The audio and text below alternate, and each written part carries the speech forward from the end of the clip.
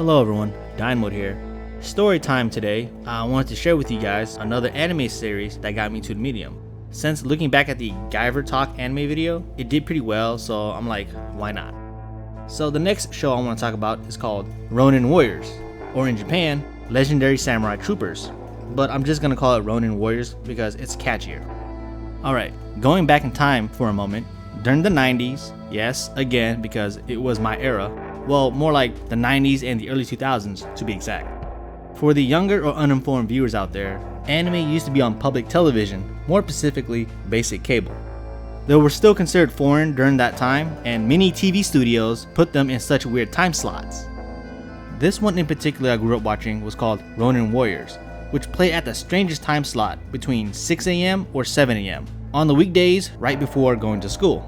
And so, as like any other kid during that time, we all hated getting up early in the morning, and I'm not much of a morning person to this day either. Forgive my hazy memory, I think I was around elementary school when this aired. That one day I had to get up super early because my dad had a junk car back then, and it took a while to start and warm up. So early to rise I did, ate some cereal, and flipped on the tube. I think it was on like channel 13, UPN. And I saw 5 dudes in colorful samurai armor screaming, flying, and I was not really sure what the hell this was. But at the same time, it looked pretty awesome. They were swinging these ancient medieval weapons. As such, I recall when watching this, it was like, oh, this kind of reminds you of Dragon Ball a little bit. So I kept watching it until like 7:30 and like, oh snap, I gotta get ready for school. And I wasn't even dressed yet. I became addicted to the show every weekday morning. I think it was between like 95 or 96, he put it off the air. Until many years later, until we finally got cable, I spot this show on Cartoon Network, even though I would have watched all 39 episodes of it in syndication. For those who don't know, syndication is basically when a network plays reruns over and over again. They do this for like ad revenue, which is pretty much like YouTube today. Now I got my personal history out the way. What the hell is Ronin Warriors? There's this demon lord of the netherworld called Talpa, is bent on conquering the mortal world. Standing against him and his 4 dark warlords are the 5 Ronin Warriors, each possessing of a mystical armor and weapons. And these main characters like the ideals and the morals of the good guys. You know, for example, the main character, Ryo Sanada, translation is a bit tricky here. The American virtue is, well, virtue, and the Japanese virtue is righteousness. And the second guy, Sage Date, his American virtue is wisdom, but in the Japanese translation, it's courtesy or grace.